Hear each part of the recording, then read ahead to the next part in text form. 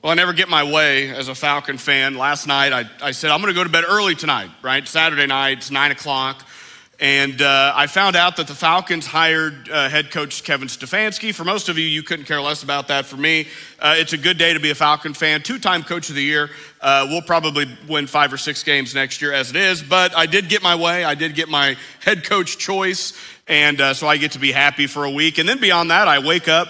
It's 12 degrees, which in Baptist circles, if it's 12 degrees, nobody shows up. I mean, you go to most Baptist churches, you want to find an empty Baptist church. If there's any condensation, perspiration, low temperature, high temperature, humidity, too much sunshine, not enough sunshine, all of the above, people are going to say, honey, we got to stay home this morning. I mean, the car's not going to start up. But you guys, the cars did start up. And so glad that you are joining us here in person, or those that are watching online, or those that are good friends that are listening via radio. But today we are in our final week of Level Up.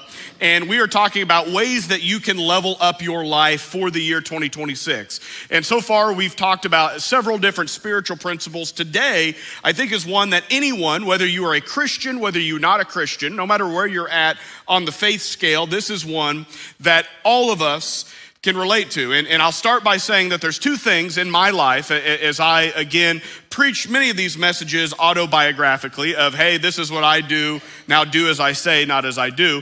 But there's 2 things that I often hear in my life, or one thing I hear in my life quite a bit, which is, Roger, you look tired. That's something I hear often. And maybe you hear that. I hear it once a week. I already heard it once this morning. Like, you just look tired this morning, which I've always take that as a way of saying, like, you look ugly, because what does it mean to look tired? Is that like your eye bags are bulging out of your head, your hair looks like you just got out of bed? Like, I've never been able to interpret you look tired, which is basically saying you just look unattractive this morning.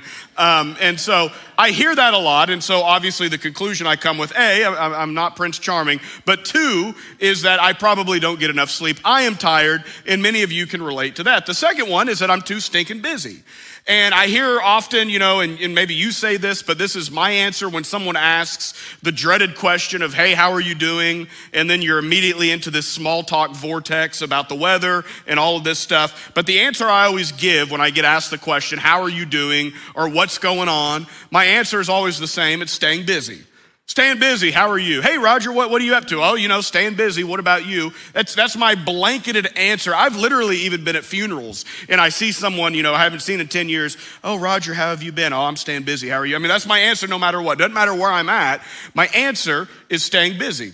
And there was a point in my life, not terribly long ago, where I said that almost in a prideful way. Like, I wanted people to know, like, oh yeah, you know what? I'm not staying at home. I'm not staying bored. I'm actually producing. I'm staying busy and doing all these things in life. And so literally, I would say as little as 4 to 5 years ago, I would answer the question, how are you doing, in a prideful way of, oh, Roger Shear, the one thing you never have to guess about him, he is always going to stay busy.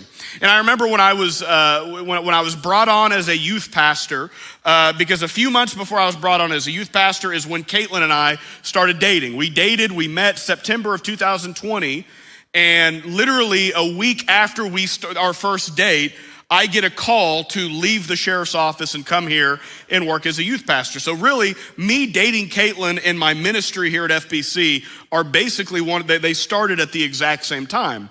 And I remember as 2021 begun, Caitlin and I at this point had been dating for just a few months. And I wanted to be the youth pastor that always answered my phone and always responded to texts, no matter what. I wanted everyone to know, because Luke was at the point in his youth ministry, he wasn't answering all the calls. I mean, he was letting them go to me, especially if it was, 10:30, 11 o'clock at night. I was the one, if a student wanted to go to Waffle House, I got to be the cool youth pastor that got to go to Waffle House. And to this day, I don't go back to Waffle House because I just got burnt out on Waffle House. But I wanted to be the cool youth pastor that was always busy, always responded to students, was always available. And I remember early on, 2021, again, I'm the new youth pastor. Students are texting, hey, Pastor Roger, we've got these questions, blah, blah, blah, blah, blah. And I'm at my girlfriend's house, and we are having one of our very first arguments that we've ever had as a new couple. We're fighting. And I'm sitting down, and I actually wanted to play this out. I wanted to play a little game of charades, and I've got a chair to be able to act this out. And so I'm sitting in the chair at my girlfriend's house, and I'm doing something. I've got my phone. By the way, my wallpaper, new head coach Kevin Stefanski. I went ahead and did that last night before I went back to bed. So they got him in a Falcon uniform and everything. It's incredible. So I'm sitting down. My girlfriend at the time is yelling at me, and I do one of these. I put my phone and I tuck it right underneath my leg, right here, right? So I'm not on my phone. I'm not looking at my phone. My wife now, girlfriend at the time, she's telling me what I've done wrong, the issue. I'm nodding my head, I'm listening kind of, but my phone won't stop vibrating because students love me. They can't get enough of me. So, I'm listening. I don't even realize I'm doing it, but I'm doing this. I'm looking down at my phone, okay? Listening, looking down, listening, looking down. After about the fourth time, she says something that no man wants to hear. Roger, what did I just say? And my response is, Caitlin, I agree with everything you just said. And she said, what did I say? I said, all of it. I had no idea what she just said. I had no clue. I was an autopilot. She could have been saying, you're the biggest, dumbest doofus of all. And I'm just sitting there looking down at my phone, looking back at her, looking down at my phone. Roger, what did I just say? All of it. That was my response because I didn't know what she just said. Why? Because I was too stinking busy. And that's been my life. That's been as a youth pastor at an early time, here at church. But even going into where I am today, there's three things you can say about me. Number one, I'm too tired. Number one, I'm too busy. But then number three, I am too distracted. I am too distracted because for so many of us, we are too busy, but we're not busy with the things that matter. We're busy with all of this nonsense that can wait till tomorrow or can wait till next week. And one of my biggest deathbed fears when I'm at the end of my life is I'm gonna look back at my life and think, man, 80% of what I did could have completely been eliminated, could have completely been thrown out because all of it was useless. And so I used to see busy as a badge of honor, including all of the distractions that come with it. And maybe that's you, because as we look at statistics and studies and we look at our world today, there was a study that was done recently, and I'm gonna put this up, are we too busy or just distracted? Number one, Gallup did this just a couple years ago. More than 3/4 of Americans, so 77% of this room feels, quote, burnt out in either their work life, their home life, or both. 77%. And what's crazy about 77% of our country being burnt out is oftentimes the people that are burnt out are the people that we look at and we think they have it together, right? I mean, we see the hours that they work. We see the production that they give. At work, they're the best workers. They're always there. We see on Facebook and they don't miss anything. I mean, they're posting pictures all over the place and we think, man, what a great husband, that he is there for everything. What a great wife, that she is there for everything. What a great coworker to know that, man, they're always at work. They're always got their phone with them, right? They're always checking texts, even when their girlfriend is yelling at them. Like, man, what a great guy, what a great gal. And the fact of the matter is we look at that again as a badge of honor. We look at that in our life of what we want, but in all actuality, can I tell you that for many employees that burn out of a job, or for many husbands that burn out of a marriage, or for many wives that burn out of a marriage, oftentimes it's because our focus is in so many different directions that we can't be anchored in what actually matters. And that's what leads to burnout. More than 3/4 can say, yeah, my home life, I'm burnt out with my wife, my child, my husband. Or at work, I'm burnt out. I would say the number is much higher when we get to work because that's really where we see a lot of burnout. So we've got all of these Americans that are burning out because they're too busy or they're too tired or they're too distracted, which leads to my second number I want to show you. The average American checks their phones 186 times in a day. And I looked at that study, that was done this year, so that literally 2026, this is within the last 30 days, the last 16 days that reviews.org, they posted this study, and I read it, and when we say we check our phones 186 times a day, that doesn't mean we answer our phone. That's not checking your phone. Responding to a text isn't always checking your phone. What is checking your phone? Checking your phone is doing this, boom, okay. I've already got 3 texts since I've been on stage. Okay, let's check Facebook. Oh good, Verna liked my picture. Thank you, Verna. So then we go here. Let's check out Twitter. What's going on Twitter? Falcons hired Stefanski. I've already got the wallpaper. Let's see. That's what checking your phone is, right? It's a bunch of uselessness. But the fact is that we are so glued to this that this is nothing more than a gigantic distraction. Last week, I'm leaving my house to go to record our podcast here at FBC. And I get to the end of my road on Farmers Lane. I'm about to turn right. And as I turn right to go to the church, I realize I left my phone at home. And the anxiety that I felt of leaving my phone at home. So what do I do in that moment? I say, well, thankfully, Caitlin's at home. I'll just call her and she can bring it to because I'm already running late. So I reach in my pocket to call Caitlin and I realize I don't have my phone to call Caitlin about bringing me my phone.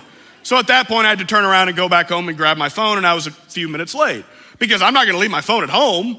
I can't go 10 minutes without this thing, right? This, for so many of us, this is our life. And yet 186 times a day, we're just, we say, oh, I'm too busy, I'm too tired. But yet I'm still checking this thing nearly 200 times a day. And so again, we get distracted by the things that don't matter because 90% of the things that come from this little machine in the grand scheme of things, they don't really matter. And so from there, we get to the conclusion that I'm gonna make. Thus, we are programmed to solve restlessness with technology. And we talked about this on the podcast a couple weeks ago. Kids today don't know what boredom is. We don't allow our kids to know what boredom is. I remember there were days when I was a kid, I'm acting like I was born in 1730. I was born in 1993, okay? Clinton was president. It wasn't that long ago. We have documentation of when I was born, right? And I remember back in my day, 2 miles uphill to get to school, I remember being bored. And I remember being bored and having nothing to do to solve that boredom.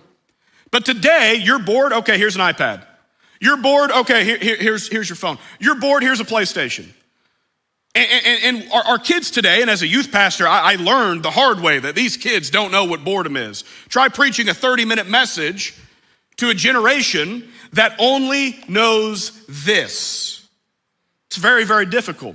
I remember the study that was done in 2001 because they're trying to solve ADHD. We've got a huge issue in our country of ADHD. All these kids have ADHD and they've had it for all of 5 minutes, but every kid has ADHD. And so there was a professor from Stanford. He set up a computer and he set a kid in front of the screen and they put a math game on. It was math problems. And the kid, for 30 minutes, all he did, he spun in his chair, he got up, he went to the wall, he did all these things. And the people watching the study, they said, well, there it is. The kid's got ADHD. Well, then the professor said, hold on a second. Let's put on Star Wars and let's see what happens. So what did they do? They put on Star Wars. The kid did not move a muscle for an hour and a half. Watch the entire thing. So is the issue that we're all just have all of these disorders and syndromes that are making us? No, I think the issue in our world is that we are distracted. We are distracted, which leads to busyness or what we think is busyness. We're exhausted. And then we ask, well, what do I do to solve this? What can we do? And so my question for you as you're listening to this, number one, can you relate to me? Are you too busy? And 77% of you are going to say yes, statistically, but maybe you're part of the 23% that says, no, I think I'm pretty good. Okay, are you too tired?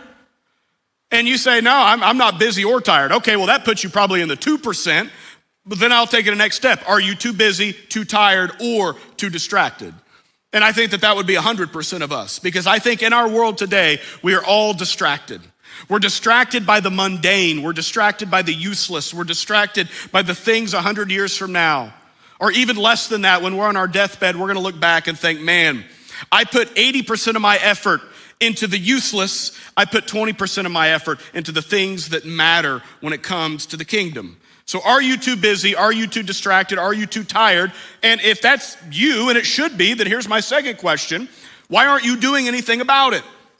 Because I can sit up here and I can gripe and complain about how tired I am, how busy I am. Oh, I'm the busiest person in the world. We're all busy. Every single one of us is busy. So why aren't we doing anything about it? Why are we just dealing with this rotation of life day by day by day? The good news is Jesus, as most problems in our world, it doesn't take medication every time. It doesn't take a therapist every time. It doesn't take a schedule or a system. Sometimes it just takes a savior. Sometimes Jesus is the answer. Well, I would say every time Jesus is the answer. But when it comes to practical things, sometimes Jesus gives us the answer, and the answer is so simple. And so Jesus, in our passage today, we're going to be in Luke chapter 10. But in this passage, Jesus is 6 months away from his crucifixion, 6 months away from the Last Supper. Jesus knows that he only has months left on this earth as a physical human being. And so Jesus is urgently acting, right? I mean, if you had 6 months left to live and you had the message that Jesus had to deliver to the entire world, you would be urgent in all that you would do. But what I love about Jesus is that he was always urgent in his ministry, but he was never in a hurry. It's one thing we read about Jesus is that even in his urgency, we never see Jesus saying, "Oh no, I'm late," and sprinting to the next village. In fact, we see the opposite. We see Jesus stopping. We see Jesus going to a secluded area. We see Jesus stepping away from the crowd so that he can pause and he can reflect. We see Jesus act urgently, but we never see Jesus in a hurry. And so my challenge to you today, if you look at your life and you think, yeah, I'm always in a hurry, and many of you, I see you barrel through those doors like the Kool-Aid man at 9:02, right? And listen, sometimes I don't see it because I'm barreling in at 9:03.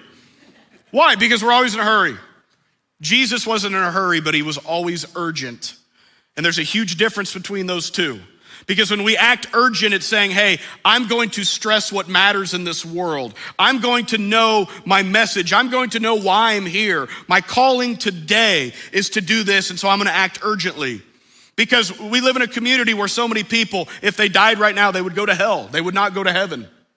And so I'm going to act urgent in everything that I do. I've got a platform on this stage to reach more people than I deserve to reach. If I'm being honest with you, I better act urgently in what I do, and I better use every second that I have in as important as it is. There's a difference between urgency and being in a hurry. Jesus, in this story, he acts urgently, and he goes to a home in a village called Bethany. Bethany was a small village outside of Jerusalem, and it was housed by siblings, Mary, Martha, and Lazarus. And Lazarus is not home. So Jesus, he goes to this home to rest. He knocks on the door and he's greeted by two sisters, Mary and Martha. And as I tell you the story of Jesus, and if you've been in church for any amount of time, you've heard the story of Mary, Martha, and Jesus. But today I want you to listen to the words I'm saying, and I want you to put yourself in the story. And I want you to ask the question, which sister are you in the story? Two sisters who have a lot in common, but are very, very different in their actions. And so as you hear Mary and as you hear Martha, and we're gonna break down each one, I want you to be honest, I want you to reflect, and I want you to say, yeah, I'm probably more like Mary, or I'm probably more like Martha. So Jesus, 6 months before he dies, he goes to this home, he knocks on the door, and from here we begin the story.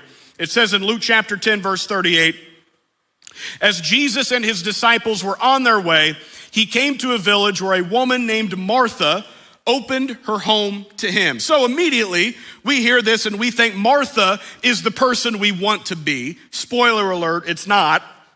But Martha immediately shows hospitality. And hospitality was one of the most godly things in Jewish culture. It was one of the most holy things you can do for another person, was to be hospitable, was to show them hospitality. And so Martha is doing a good thing. She's being hospitable. As Christians, we should be hospitable. But Martha is being hospitable for the wrong reasons. She's not being Christ-centered in her hospitality. And so again, doing the right thing, but she's not doing it with Christ at the center. She's doing it for herself. She's doing it for her own skin. And that's true for anything. If I ask you, what are good things that you do in your life? What are some nice things that you feel happy about? That you can look at your life and you say, oh, I've done this. I volunteer. I give money. I go to church. Okay, why do you do those things? Because if your answer is, I do them for me, then you're not doing anything good at all. The action might be good by itself, but because it is not Christ-centered, you're doing it for the wrong reasons. Last week, our staff met, and Jordan, Luke, and myself, we got to do a complete review of 2025 here at FBC. And it was incredible to see what God has done through this church.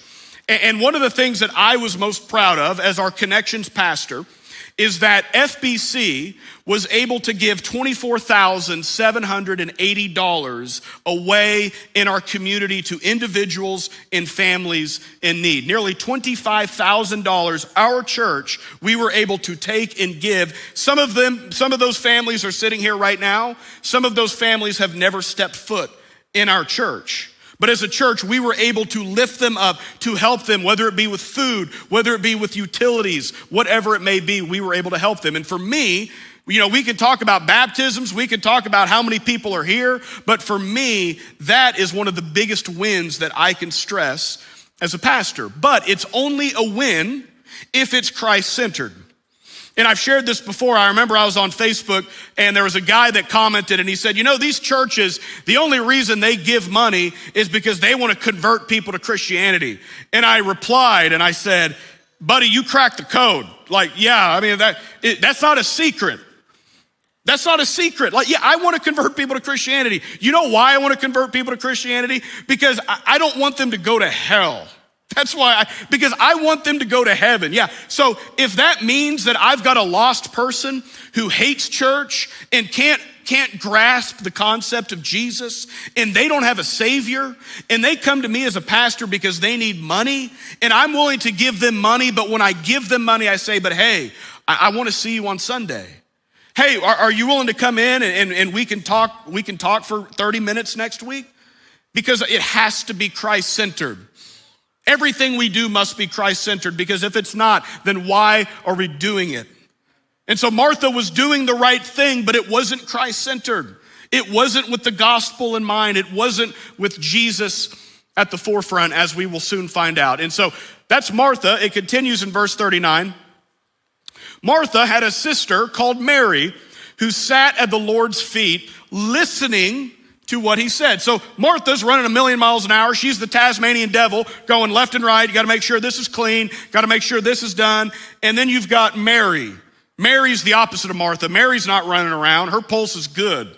What is she doing? She's sitting at the feet of Jesus. She's pausing and she's listening. And we see that Jesus loves it when people pause. And we see Jesus pause too. When the bleeding woman who needs a miracle reaches out to touch Jesus, and she barely touches his cloak. And the disciples say, Jesus, we got to keep moving because they're going to sandwich you if you don't keep moving. And Jesus stops and he says, no, who touched me?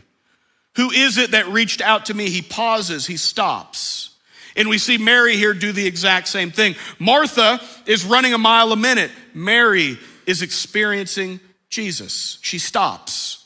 And my question to you is, how often do you just stop to experience God?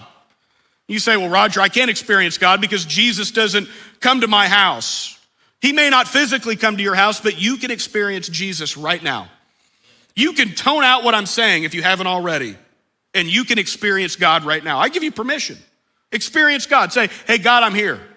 Maybe you're a Christian, maybe you're not. Maybe you're so far away from God, it's not even funny. Guess what? You can still experience him. Mary understood there was nothing she could do physically to have to experience Jesus. All she needed to do was pause and stop to experience him. It reminds me when I go to concerts, and I don't go to concerts very often because I'm getting old. Concerts are too loud. They give me headaches. I can just listen to it on my phone. I can listen to it on the computer. But I do go to concerts every once in a while. And there's one thing at concerts. There's one thing at concerts that absolutely boils my blood. Because you knew there was going to be one thing in this message I was going to have to complain about. This is it. When you're at a concert and you're listening to someone who you love. This was me a few years ago, my favorite artist in the world, music artist in the world, and many of you are going to tune me out after I say this. You're not going to come back. My favorite music artist in the world is Bruce Springsteen. And so I went to a Bruce Springsteen concert, and I'm sitting next to a man that is older than me. And the entire time, this is what he's doing. And he's filming the concert. And I'm thinking like, man, reach out to Bruce's team. I'm sure they'll send you a copy of it. Like, you just want to film the concert?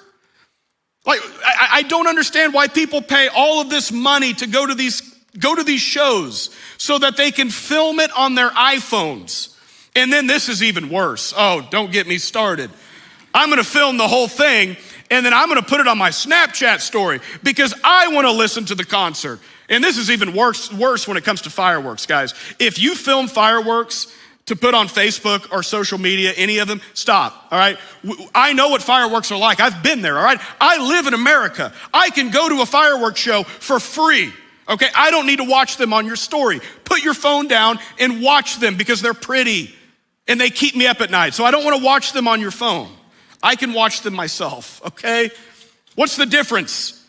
Many people go to concerts to experience it. Other people go to concerts to document it. Which one are you?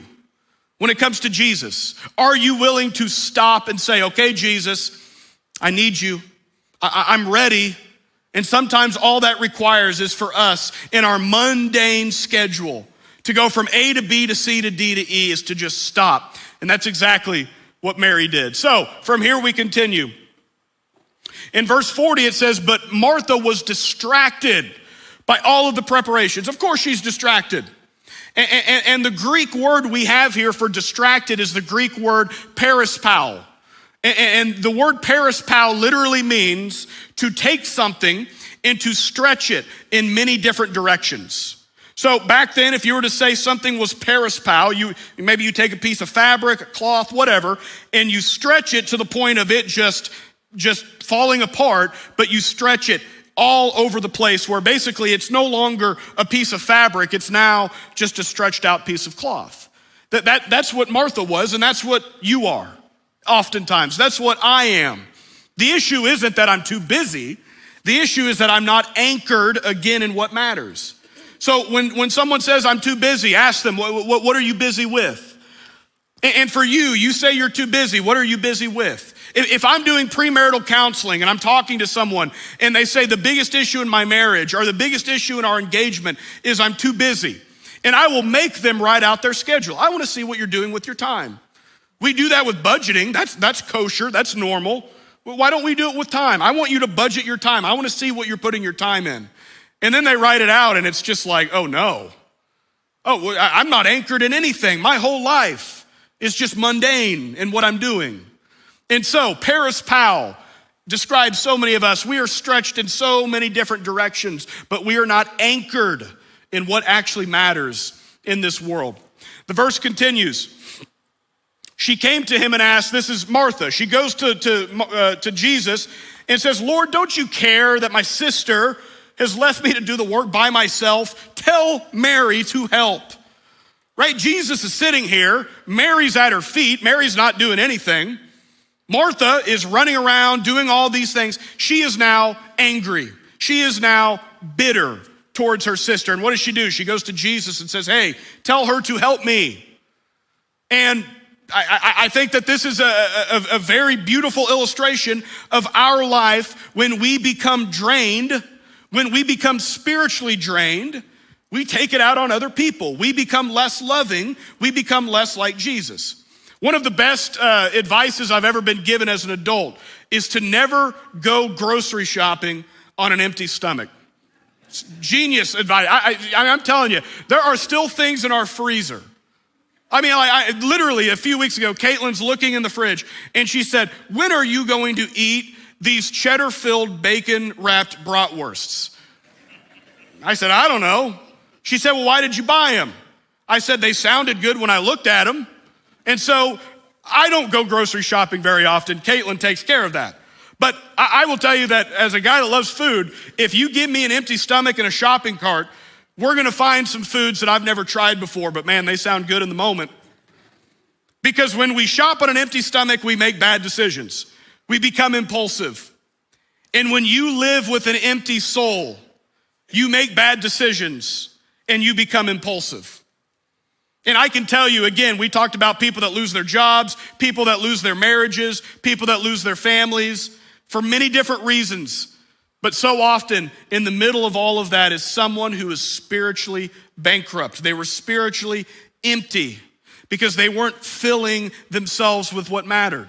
Martha, in this moment, she's exhausted, but she's exhausted with all the wrong things.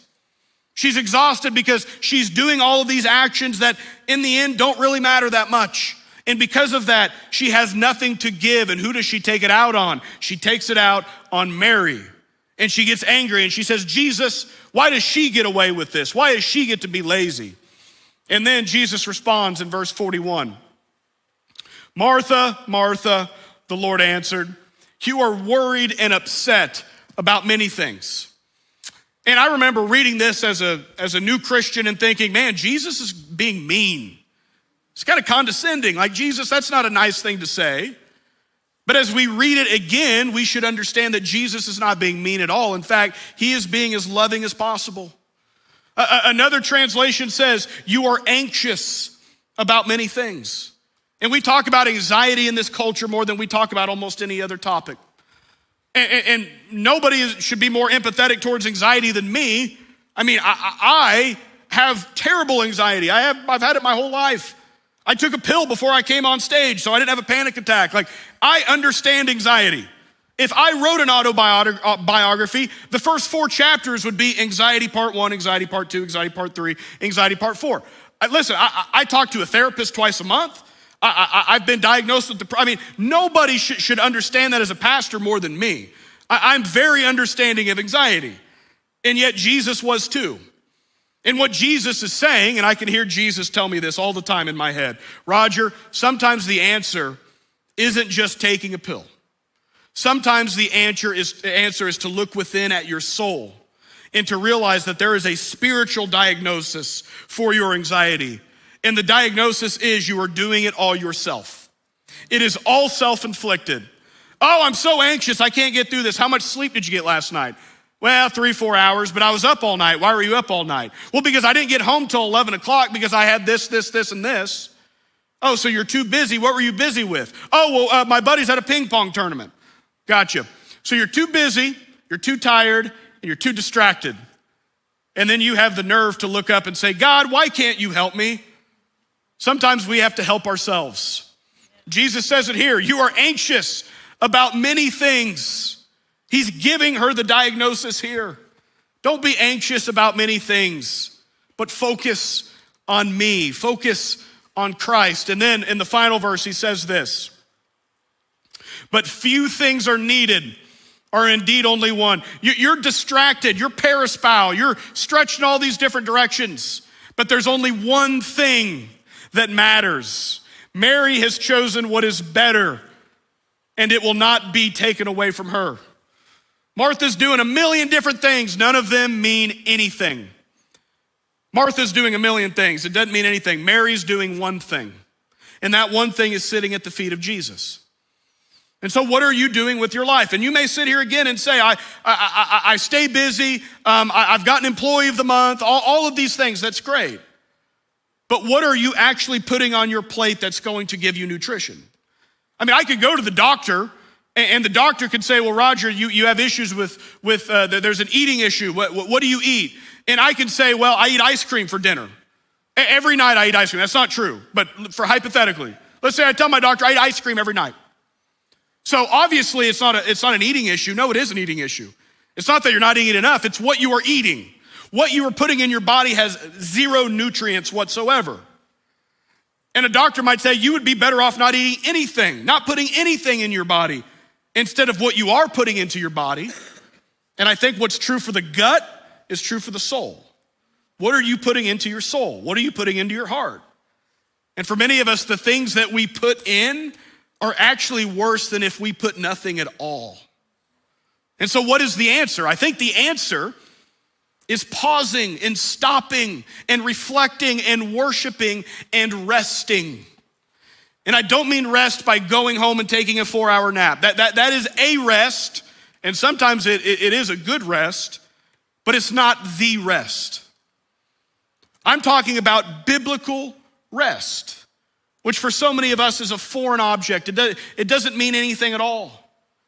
Because if you're a Christian and I'm a Christian and we're on this road, this path, and we think that the devil's job is to put bad, sinful, evil things in front of us, like pornography and alcohol and drugs and all of these terrible things. But you know what I've learned about the devil? Oftentimes he's a lot sneakier than that. Sometimes it's not vodka and pornography. Sometimes it's something that by itself isn't really a sin at all. It's just worthless. And Satan is good as, Roger, I'm on the path. Okay, I know what I need to do. I'm anchored in what I need to do. Oh, look over here. And I go off the path. Oh, look over here. Oh, I'm off the path. Satan didn't have to warp my brain with the worst sin imaginable. He just had to put something out of the way that he knew I would fall for. Something small, just like in the garden. Just like Adam and Eve, if I give them this fruit, then they will disobey God and they will obey me. And so for many of us, we can't rest because we're chasing all of these things that are off of our path, that are off of the road. So biblical rest is the answer. It's the answer for you and it's the answer for me.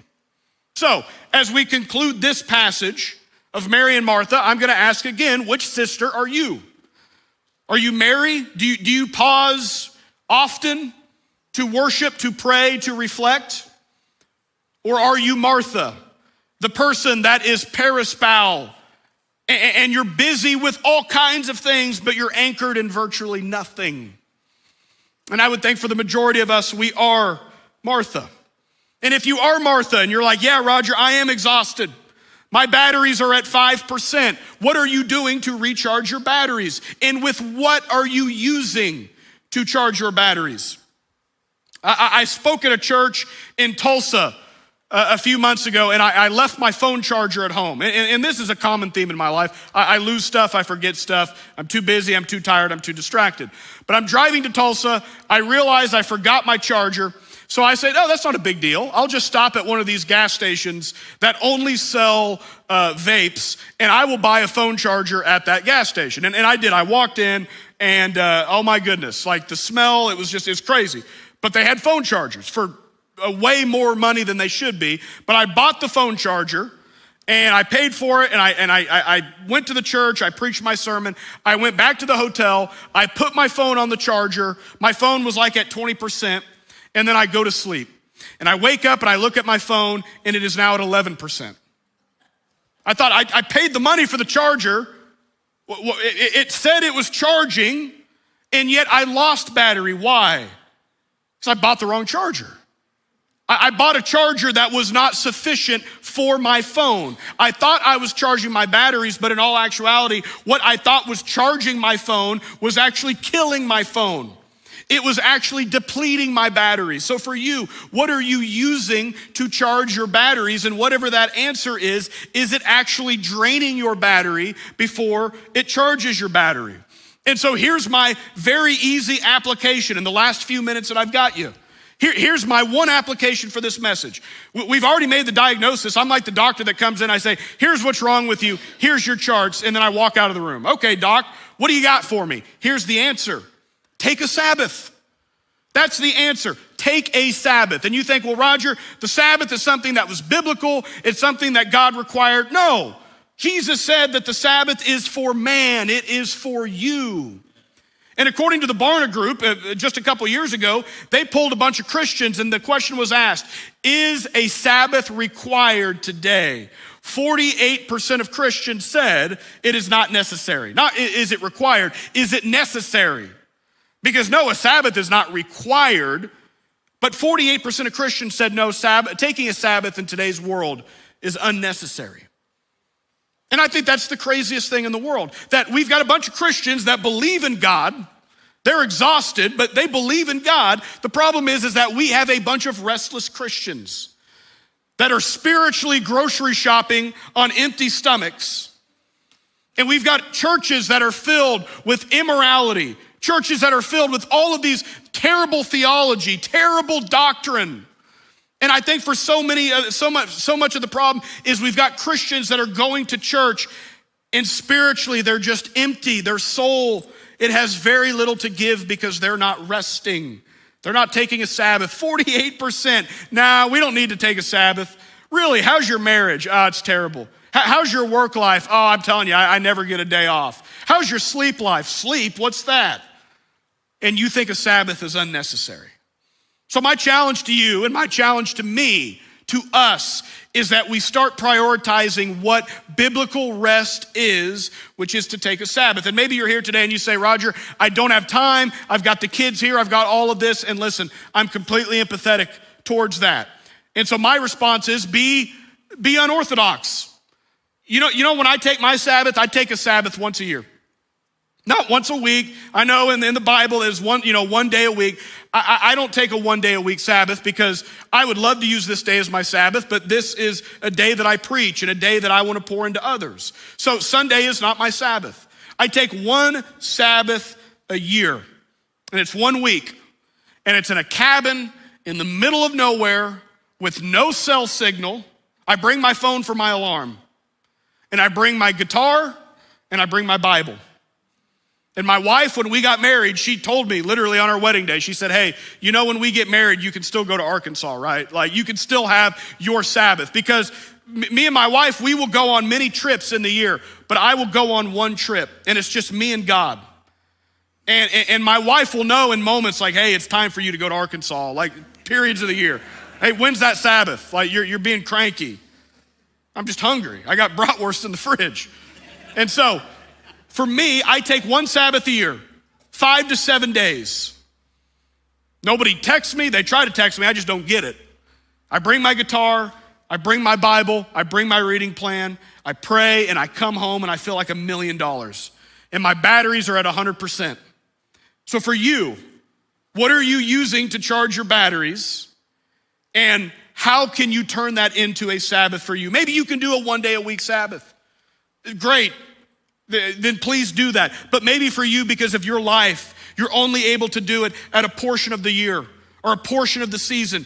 Take advantage of biblical rest because it is necessary, it is important, and it is for you. It is for you to take advantage of and to be able to use the correct charger to be able to recharge your soul. My final point, as we talk about rest, and the world says, oh, you're busy, you're hectic, all of these things, you're tired. You need a better schedule. You need a better system. And I'm here to tell you that a system and a schedule will only go so far, but a Savior is ultimately where we find rest. Because the Sabbath, it is not just a day, but Sabbath rest is found in a person. As Jesus said on the cross, tetelestai, it is finished. That we can rest to know that it is finished. And whatever you stress at work, at home, all of that in the end doesn't really matter because it is finished. We can rest in a Savior to know that one day it will all be fulfilled in his name. As Jesus says in Matthew chapter 11, come to me, all you who are weary and burdened, and I will give you rest. And so maybe you're here today, like the vast majority of Americans, you're exhausted, you're tired, you're busy, and you're distracted. My prayer today, stop being Martha. Stop running from left or right. Stop, pause, sit down at the feet of Jesus because he's ready to pour out of his cup what is into yours. If you would, bow your heads, let me pray. Dear Heavenly Father, Lord, we thank you for today. God, we thank you for the story of Mary and Martha. God, two godly women, but one who was just too distracted. God, and I see a room of many godly people, but they're just too distracted. God, I hear the voice of a pastor that is a godly man, but sometimes he can be too distracted. God, will you be with us? Will you remind us to pause, just as you did with the bleeding woman? And to be able to reflect and to be able to hear the voice of God. If you're here today and you've never given your life to Jesus, you've lived a life of restlessness, but you've never found rest in Jesus. You are broken, you are burdened, and you are weary. I want you to give that to him. I want you to open up your cup and say, Jesus, I'm ready for you. God, I know I'm a sinner. I know I fall short, but God, I know you sent your son Jesus, that he lived on this earth, but he died a brutal death. but a death that was not in vain, because I know as they buried Jesus, he rose again 3 days later. And so today I open up my cup to him to say, Jesus, I want to make you the Lord of my life, that you died, that you rose again. And today I'm going to follow you for the rest of my life. If you made that decision, if you've put your faith and trust in Jesus Christ, there's some people that would love to talk to you, have a small conversation with you. My name is Roger. I'll be available. We've got Pastor Jordan is over here, Pastor Luke, one of us. If you don't trust one of us, go to the Next Steps desk. Tell them, hey, I made a decision. They'll know exactly what you meant. So God, in closing, again, I just pray as we talk about biblical rest as the answer to so many of our problems, God, may you let that be true to us, and may you let us just slow down and stop and pause, just as Mary did, to be able to worship and love you. God, we love you so much, and we say these things in the name of Jesus Christ. Amen. Amen. Thank you so much, guys. Go have a rested week. We'll see you next week. Go make heaven crowded.